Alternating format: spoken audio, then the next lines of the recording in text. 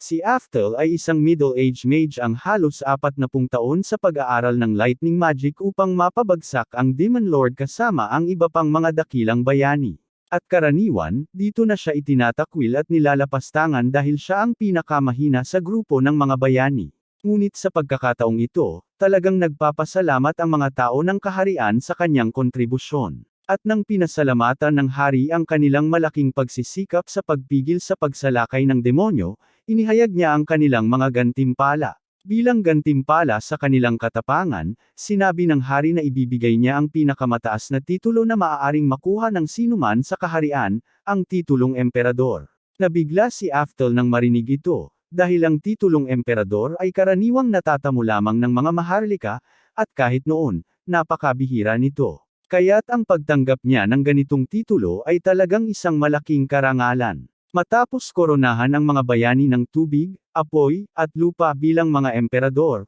lumipat siya kay Aftel, at sinabi niya na kahit hindi ang pinakamalakas na mage si Aftel, lahat ay kinikilala na hindi kailanman mananalo ang grupo ng mga bayani kung wala ang kanyang tulong, kaya't makakatanggap din siya ng titulong emperador, at mas masaya si Aftel kaysa dati dahil ang sandaling ito ay ginagawang sulit ang lahat ng mga sakripisyong ginawa niya para sa kanyang pagsasanay. Ilang taon ang lumipas, at si Aftel ay isa ng retiradong matandang lalaki na nakatira sa kanayunan, at ginugugol niya ang karamihan sa kanyang mga araw sa pagsasanay sa mga batang kanyang inampon sa mga nakaraang taon. Para sa aralin ngayon, pinapagawa ni Aftel sa mga bata na mag-practice ng kanilang mga magic formations habang may balanse ng mga bato sa kanilang mga ulo bilang paraan upang turuan silang mapanatili ang kanilang konsentrasyon. Ang ilan sa mga bata ay nahirapan dito sa simula, pero lahat sila ay natutunan ito pagkatapos ng ilang sandali, at nang masiyahan si Aftel, sinabi niya sa kanila na maaari na silang magpahinga. Pagod na ang mga bata, at pinuri sila ni Aftel sa kanilang pagsisikap, pero pagkatapos, sinabi niyang gusto niyang makita silang nag-e-ensayo ng level 4 na mahika na itinuro niya sa kanila noong nakaraang linggo. Gayunpaman, sa sandaling natapos na sabihin yun ni Aftel, nagsalita si Merlin at tinanong si Aftel kung sigurado ba siyang gusto niyang magpatuloy ng hindi muna nagpapahinga para sa kanyang sarili. Nakikita ni Aftel na talagang nag-aalala si Merlin para sa kanya dahil tumatanda na siya, pero pinapakalma niya si Merlin na kaya pa rin niyang yumuko ng walang tunog ng bubble wrap, kaya kahit kaunting pagtayo ay hindi siya mapapagod. Naalala ni Aftel ang araw na una niyang nakita si Merlin. Siya ay anak ng isang demonyang babae na nahuli sa isa sa kanyang mga laban. Kahit na si Merlin ay isang demonyo, nagpasya si Aftel na alagaan siya dahil wala namang paraan na makaligtas siya mag-isa dito. At kahit na marahil ay masyado pang bata si Merlin para maalala ang alinman dito, sigurado si Aftel na tiyak na pinatay niya ang 12-12 ng mga miyembro ng pamilya nito noong digmaan, kaya't nakakaramdam siya ng kaunting pagkakasala kapag tinitingnan siya ni Merlin ng may ganitong taos-pusong pag-aalala. Sa ngayon, nagpasya si Aftel na ipagpatuloy ang aralin at sinabi sa lahat na maghanda na muling pag-aralan ang mga level 4 na spells, ngunit sumingit si Merlin at tinanong si Aftel kung maaari ba niyang ituro sa kanila ang ilang level 6 na magic ngayon. Hindi maintindihan ng ibang mga bata kung bakit gustong matutunan ni Merlin ang level 6 na mahika kahit na kahapon lang tinuruan sila ni Aftel ng level 5 na mahika, at medyo nalilito rin si Aftel dahil hindi niya inaasahan na tatanungin siya tungkol doon. Nakikita niya na sabik si Merlin na matuto, pero sinabi niya rito na walang dahilan para magmadali dahil matutunan din niya ang level 6 na mahika sa tamang panahon, at sa ngayon, gusto lang niyang ipagpatuloy niya ang pag-eensayo sa mga alam na niya dahil napakahalaga ng mga batayan. Medyo nadidismaya si Merlin nang marinig niya yun dahil gusto niyang matutunan ang mahika ng mabilis hanggat maaari, pero nauunawaan niya ang punto ni Aftel at pumayag na mag-focus muna sa mga batayan. Mamaya, makikita natin si Merlin sa pasukan ng isang malalim at madilim na gubat, at halatang takot na takot siya, pero pinipilit niyang maging matatag at harapin ang kanyang mga takot upang mapatunayan ang kanyang sarili. Plano ni Merlin na patayin ang isa sa mga halimaw na nagkukubli sa kailaliman ng gubat upang mapatunayan na karapat-dapat siyang tawaging pinakamahusay na estudyante ng emperador ng kidlat. Sa ganitong paraan, makakapagturo na siya sa ibang mga bata at hindi na kailangang magtrabaho si Aftel kaya't sa wakas ay makakapagpahinga na siya at masisiyahan sa kanyang pagre-retiro. Alam niyang hindi hihilingin ni Aftel na gawin ito, pero gusto ni Merlin na tulungan siya sa anumang paraan na makakaya niya. Nasa tamang lugar ang puso ni Merlin pero malinaw na wala siyang sentido komon, dahil hindi pa lumilipas ang 10 minuto, tumatakbo na siya para sa kanyang buhay na sinusubukang makatakas sa gubat dahil nakasalubong niya ang isang halimaw na lobo, at lahat ng level 4 na mahika na alam niya ay hindi nagtagumpay dito. Bawat spell na itinapon niya sa halimaw ay palaging pumapalya o hindi nagdudulot ng anumang makabuluhang pinsala, at ang wolf ay patuloy na sumusugod sa kanya na parang walang nangyari. Napagtanto niya na hindi niya kayang talunin ang lobo sa takbuhan, kaya nagpasya siyang mag-risk at subukang mag-cast ng level 6 na mahika kahit na halos hindi pa niya ito na-practice. Sinimulan ni Merlin ang pagbigkas ng Orasion para sa spell, at sa kabila ng katotohanang patuloy pa rin ang pag-atake ng lobo sa kanya na may nakamamatay na layunin, nagawa ni Merlin na manatiling nakatuon sa buong oras at matapos ang spell, nagpapalabas ng isang napakalakas na kidlat sa lobo. Labing-labis ang ginhawa ni Merlin na talagang nagawa niyang tapusin ang spell, at kumbinsido siyang matagumpay niyang natalo ang wolf, ngunit sa kanyang pagkabigla. Tumakbo ang lobo sa gitna ng pagsabog nang hindi man lang nagkaroon ng sugat at itinumbo siya sa lupa.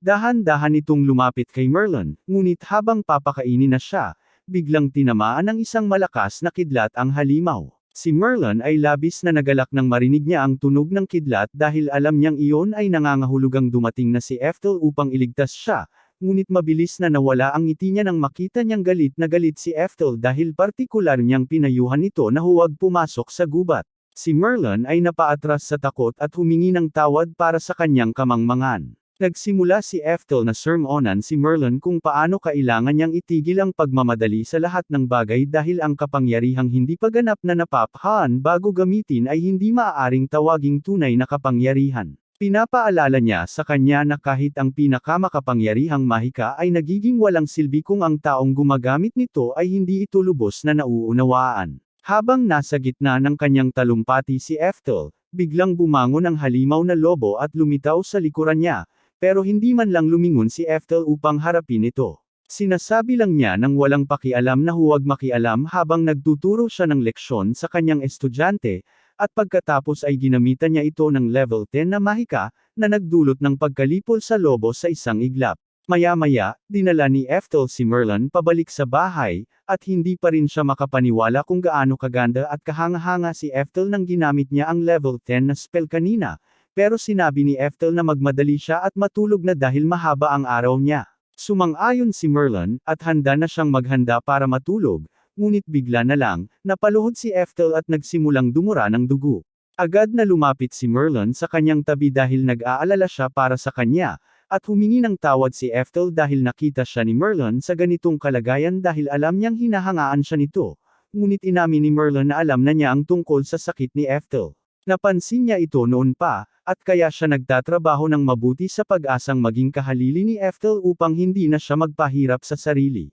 Nahihiya si Ethel nang mapagtanto niyang ang kanyang kondisyon ang nag-udyok kay Merlin na maging labis na mapanganib sa paghahanap ng kapangyarihan, ngunit sinabi niya rito na wala na siyang gaanong oras kaya hindi siya makapag-aaksaya ng kahit 1 minuto sa pagpapahinga. Hindi maintindihan ni Merlin kung bakit patuloy pa rin si Ethel sa pagtatrabaho kahit na sobrang sakit na siya, kaya ipinaliwanag ni Ethel na gusto niyang siya ang magturo sa susunod na henerasyon ng mga mage tulad nina Merlin at ng iba pang mga bata. Noong isang panahon, gusto ni Ethel na maging pinakamalakas na mage sa lahat ng panahon, pero tinanggap na niya na hindi na iyon mangyayari, kaya ginagawa niya ang lahat para alagaan ang susunod na henerasyon. Hindi naiintindihan ni Merlin kung ano ang ibig sabihin ni Ethel sa sinabi niyang iyon dahil malinaw na napakalakas niya, at alam ni Ethel na siya nga ay mas makapangyarihan kaysa sa karamihan ng mga salamangkero, ngunit wala siyang pagkakataon na maabot ang tuktok dahil ang ibang mga emperador ay mas bata, mas malakas,